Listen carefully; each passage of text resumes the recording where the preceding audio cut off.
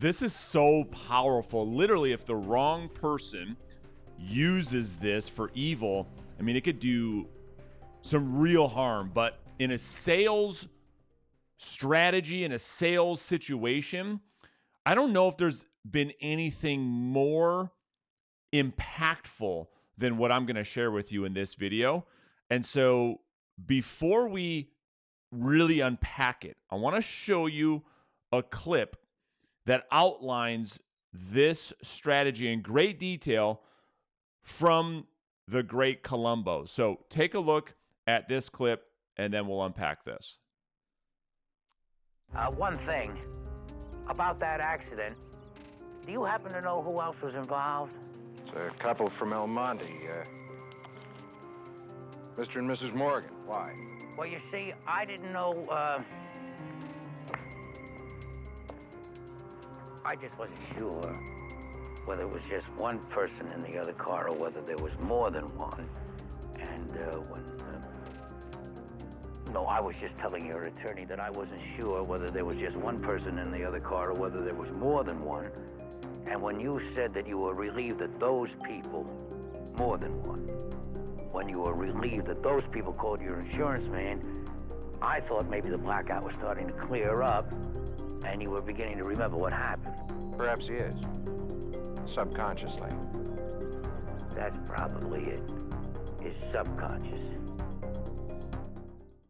So here's the thing with Colombo. He was the absolute master of this skill, of this psychological hack that works so well in human communication. What is it? We're really talking about something that Daniel Pink talks about in his book called attunement.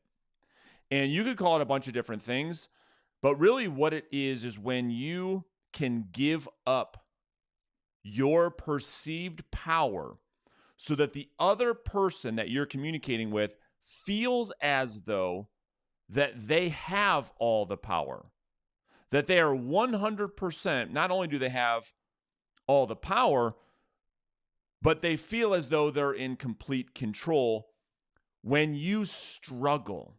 And here's the thing, traditional sales training, for years, myself included, we've been taught to, be assertive and be assumptive and close.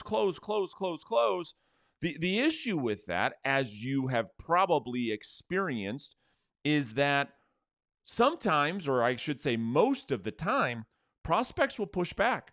Prospects will resist.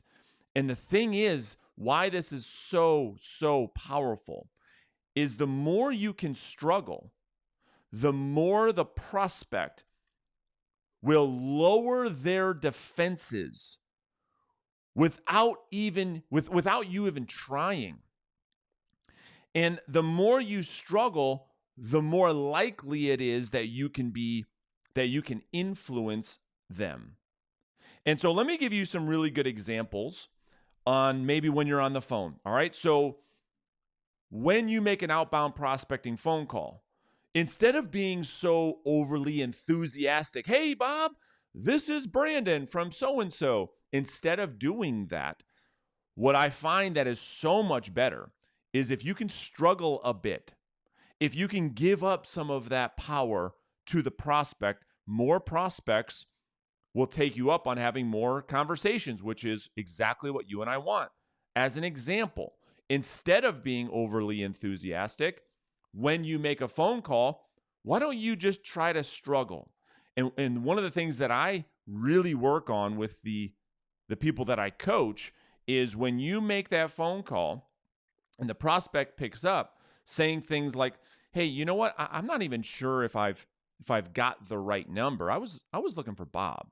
Now, if it is Bob and you know it's Bob and we struggle a bit to identify if we have Bob the way in which I just did, and it is Bob, do we pique Bob's curiosity as to who is on the other end of the phone? Well, in my experience, absolutely. And that is what we're trying to do in a sales situation when we reach out to somebody who isn't expecting us to reach out. The first goal is to pique their curiosity. We can only do that by struggling. If you come across as a salesperson, then Bob is not curious. He hangs up the phone on you. Hey, Bob, this is Brandon. How are you doing today?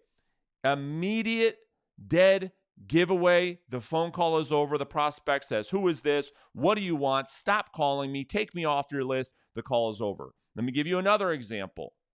During the hook of the conversation. So let's pretend you do a great job in your intro. You buy yourself some time to have a conversation with the prospect.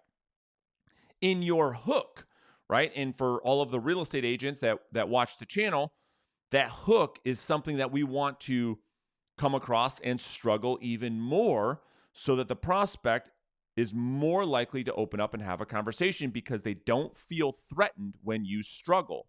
The same way when you see an old woman or an old man struggling to put their groceries in their trunk, if you're a decent human being, which I believe you are, you offer to help them because you don't want to see that person struggle when you can help them. So during the hook in the conversation on the phone call, you might say something like this. Listen, Mr. Prospect, I don't even know if this would be of any value to you or not, but there's been a lot of buyers looking to purchase a home just like yours, willing to really give great offers. And I just didn't know if you were presented with a great offer, if that'd be something you'd be even open to. And because you're struggling so much, they don't feel as though you're selling them. And if they are interested, they almost feel safe to communicate with you. So that'd be another example in the hook. It's also a way to have a rejection-free conversation. Let me give you another example. If you're making a prospecting phone call and your goal is to set an appointment, well, here's what you can do. Mr. Prospect, listen, I don't know if now's the time or not, but can I make a recommendation in a nurturing tone? And that is what we call a universal yes question. They say, well, sure. You might say something like this. Listen, if you want, right, and that's the key thing, if you want, I'd be happy to stop by the home one day, and when I'm there, I can at least show you what it is that we're doing to get buyers to give sellers like yourself a great offer on their property. And listen, you can decide at the end of our appointment if maybe working together with me at some point in the future is a viable option or not. And if it's not, it's perfectly okay. That would be an example of how we might go about struggling to get that appointment because we're giving up so much power, which Daniel Pink talks about in his book. That is what attunement is. I'll give you a short clip of that in just a second. That might be an example of how we set that appointment. So let me share my screen, and I want you to really listen to how this is positioned in Daniel Pink's book.